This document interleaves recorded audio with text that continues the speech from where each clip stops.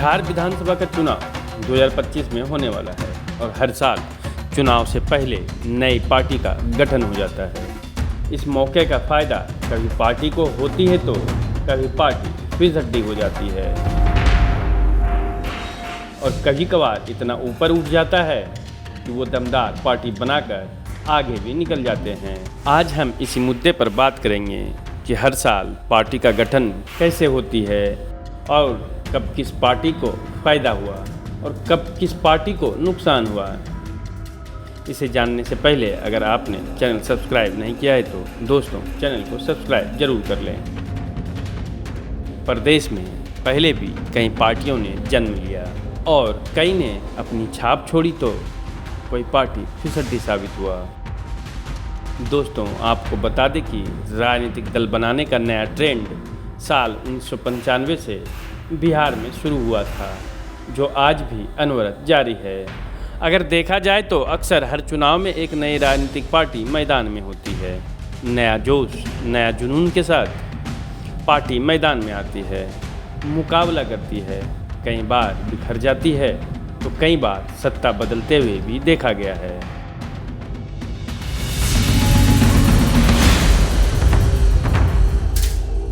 राजद की स्थापना के बाद साल 1997 से लेकर 2005 तक राष्ट्रीय जनता दल बिहार में सत्ता में रही।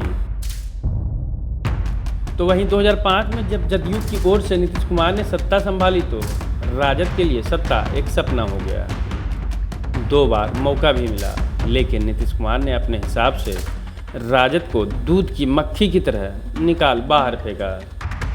इसके अलावा उपेंद्र कुशवाहा अब तक 3 बार नई पार्टी बना चुके हैं और 2 बार अपनी पार्टी का विलय भी कर चुके हैं। जीतन राम मांझी भी नई पार्टी बनाकर मंत्री बनने का सुख भोग रहे हैं। तो विकासशील इंसान पार्टी के नेता मुकेश सहनी भी पार्टी बनाकर कभी इधर तो कभी उधर की पॉलिटिक्स करते रहते हैं। साल 1994 में जॉर्ज फर्नांडिस और नीतीश कुमार ने मिलकर समता पार्टी बनाई। साल 1995 में विधानसभा के चुनाव में समता पार्टी बुरी तरह मात खा गई और फिर लोकसभा चुनाव के लिए भाजपा से गठबंधन हुआ। साल 1996 में अटल बिहारी वाजपेयी के नेतृत्व में 13 दिन की सरकार बनी थी। समता पार्टी की भी उसमें साझेदारी थी। लालू प्रसाद यादव चारा घोटाले में साल 1997 में जेल जाने वाले थे तो जेल जाने से पहले पत्नी को मुख्यमंत्री बनाना चाहते थे, पर तत्कालीन जनता दल नेतृत्व इस बात के लिए सहमत नहीं था। इसके बाद उन्होंने राष्ट्रीय जनता दल का गठन किया और पत्नी को मुख्यमंत्री बनाकर जेल चले गए थे।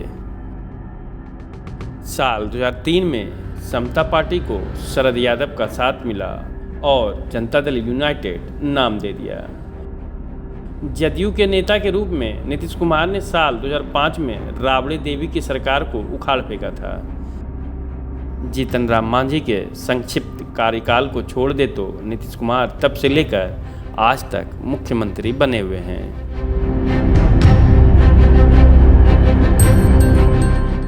रामविलास पासवान ने जदयू बनने से पहले साल 2000 में रामविलास पासवान ने लोक जनशक्ति पार्टी का गठन किया था। उनके निधन के बाद लोजपा के 2 धड़े हो गए, लोजपा रामविलास और रालोजपा। लोजपा रामविलास का नेतृत्व चिराग पासवान के हाथ में है तो वहीं रालोजपा का नेतृत्व उनके चाचा पशुपति कुमार पारस के हाथों में है। समता पार्टी का जदयू में विलय हो जाने के बाद साल 2007 में राष्ट्रीय समता पार्टी की स्थापना हुई।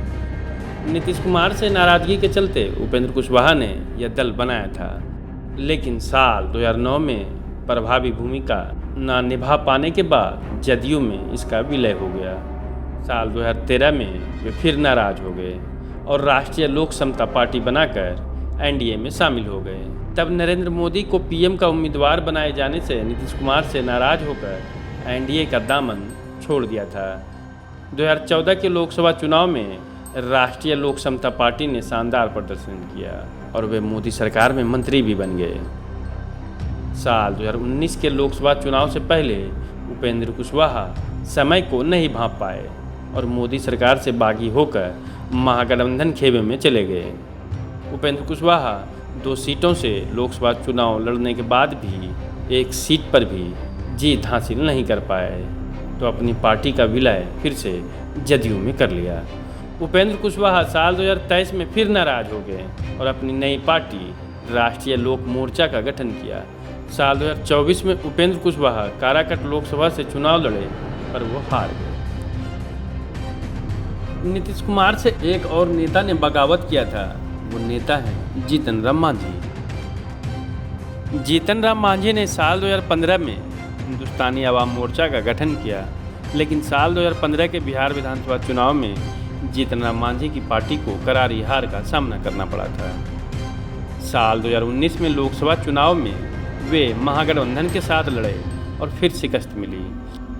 साल 2020 में मांझी एनडीए खेमे का हिस्सा बन गए और 4 विधानसभा सीटों पर उन्हें जीत मिली थी। साल 2024 के लोकसभा चुनाव में जीतन राम मांझी गया लोकसभा सीट से सांसद चुने गए और अभी वे मोदी सरकार में मंत्री हैं। राजद से भी एक नेता पप्पू यादव ने बगावत कर साल 2015 में जन अधिकार पार्टी यानी जाप का गठन किया। साल 2015, 2019 और साल 2020 के चुनावों में हार के बाद साल 2024 के लोकसभा चुनाव में पप्पू यादव ने अपनी पार्टी का कांग्रेस में विलय कर लिया, लेकिन पूर्णिया सीट को लेकर मचिरार के बीच कांग्रेस ने पप्पू यादव से किनारा कर लिया। पप्पू यादव वहां से निर्दलीय चुनाव लड़े और जीते भी। मुकेश सहनी ने साल 2018 में विकासशील इंसान पार्टी का गठन किया।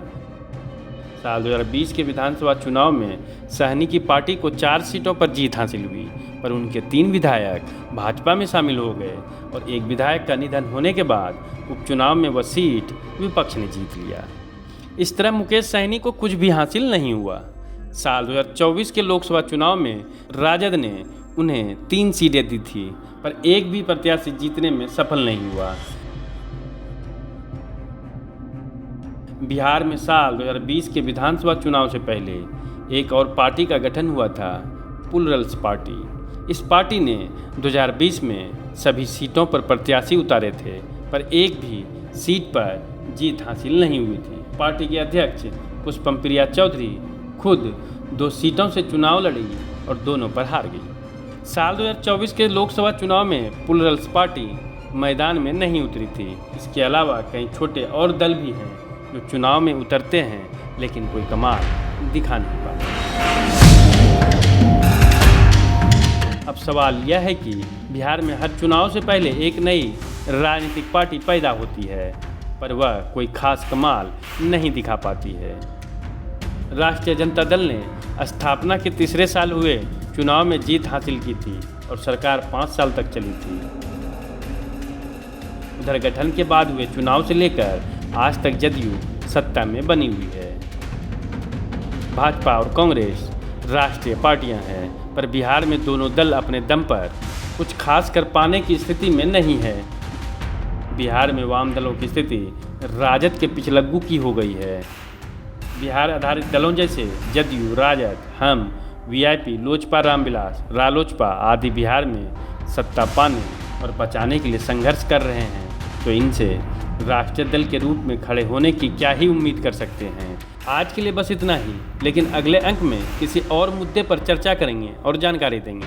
अगर आपने अभी तक समाचार फॉर पीपुल लिंक्स को सब्सक्राइब नहीं किया है तो कर लीजिए, ताकि वीडियो का नोटिफिकेशन सबसे पहले मिले। वीडियो अच्छा लगा हो तो लाइक कीजिए और अपने दोस्तों में शेयर जरूर कीजिए।